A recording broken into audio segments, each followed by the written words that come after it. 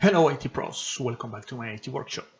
Today we're going to update the firmware for this Sonicwall firewall. So in order to do that, we're going to go to mysonic.com. We're going to put our credentials, username and password. In this case, it's an email. And we're going to click on login. You can see here we're in the dashboard. You can see all the options on the left and all the options on the right. So on the right, we can see the models I have, which is an NSA 3600 and two NSAs 240. So those are the three firewalls I have. So now on the left, we go to product management and my products, and we can see the three. We can see a lot of information about it. This one, like the status, the serial numbers, the product type, the firmware, and the support. So I have two offline because in the past we had two satellite offices, but we don't have it anymore. So we are consolidated in only one. That's why you only see one active, one online device, and the support is also on. Now we click on the software on the device that is working, and we can see the more information about this device and this firmware. So this is the current, this is the latest. You can see there's a difference between those. So we're going to upgrade, well, we're going to update our Sonicwall to the latest. So I go to browse all firmware, and normally the last one is going to be the latest. You can see the version, you can compare it with the latest version in the top right, and they are the same. We don't need MIPS for now. We go to the PDF, we don't need it, but you can read it, what the updates are really doing for this version. So we click on download. So we're going to save it. I already have it. That's why I'm going to click cancel. And now I'm going to go to my Sonicwall, so to the physical device in my location. So that's 10.1.10.1. Normally it's your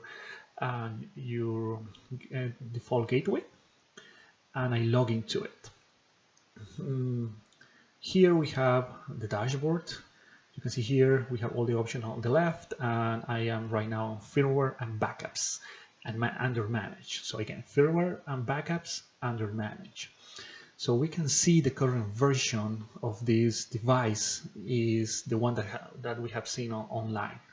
So we can see the firmware that they would have updated this device, the firmware built. The username, the system is the general, I mean it's the admin, let's say it that way. And we have two options, download firmware and import. Before doing anything, we have to export our configuration. We have to save it somewhere else, or else if something goes wrong, we're going to miss it. So as you can see, you can export the current configuration of your Sonicwall, and you can clone it to other Sonicwalls. So the default name is going to be that one, which is a long one, and you save it. You have it somewhere safe, and we just continue. So you can see I have the file, the new firmware extension.sig, and now I'm going to proceed to upload this new firmware. So I'm going to look for it. It's telling me that I have to back it up. I already have backed up, and it's going to delete the current version. Nothing's going to happen yet. We're just going to upload it. So we go to browse, it's in my desktop, I select it, and I'm going to upload it. This process took around 1 minute, but it didn't change from 0.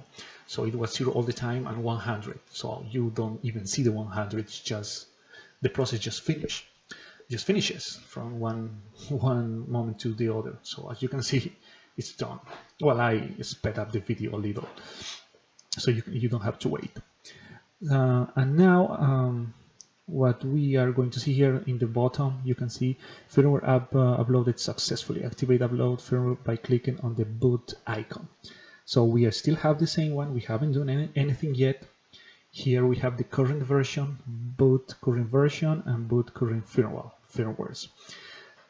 So we don't have to do anything here. This is just a confirmation that this is the current version. And if we go down, upload firmware version, we're going to see that this is the one we have uploaded a few seconds ago.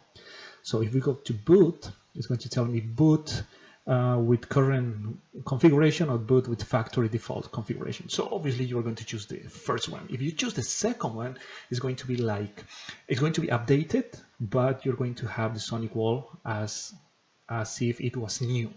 Just you took it out from the box. So we don't want that. We want our current configuration with the new firmware. So here it says, confirm that you wish to boot the uploaded firmware and restart the firewall. Yes, we need to restart the firewall in order to update the firmware. So, but before doing that, we're going to open CMD command prompt. We are going to make a constant ping so we can see when the communication fails and when it comes back. So I go to ping 10.1.10.1 minus t, so it's constant, but I'm going to make the letters a little bigger so you can see what's going on. Now I'm going to click enter, and we have ping with the firewall. So we have constant ping, and now we can go back and proceed. So we go to boot, we click on it, and boot uploaded firmware with current configuration. So we're going to click on it, and again, it's going to tell us the same, and I click OK, making sure that you have selected update with current configuration. Okay, so make sure you do that. So now, again, I have sped up the video, and I still have communication. It took like 1 minute or 45 seconds to lose communication with it. So as you can see, we lost communication with the Sonicwall or the firewall. Is because the process is going on. So now this also, we go back to the website, we reload, and we don't have communication. So it's down. Now the process is still going on. It took around 3.5 minutes after everything was working again. Now from a few seconds from now, we're going to retake communication. So there you go. So we have communication again with the firewall. So the process has ended. We refresh the website, and there you go. We have communication again. I log into the Sonicwall, and I go to the firmware and backups. And as you can see, we have the new firmware. We have the date, we have when it has been built, the username is system for some reason. I mean, that's the general, it's not the actual username that I use to log into the Sonicwall. And something that I forgot to mention, every time you want to update the firmware of a network device, whether a switch, a router, a firewall, or anything, always do it after hours or on weekends. So that way, if something goes wrong, you're not going to be in problems. So that would be all I have to show you for this video, guys. If you like this video, please leave a like. If you have any questions, leave it in the comment section below. Thank you for subscribing to the channel. So I'll see you in the next video.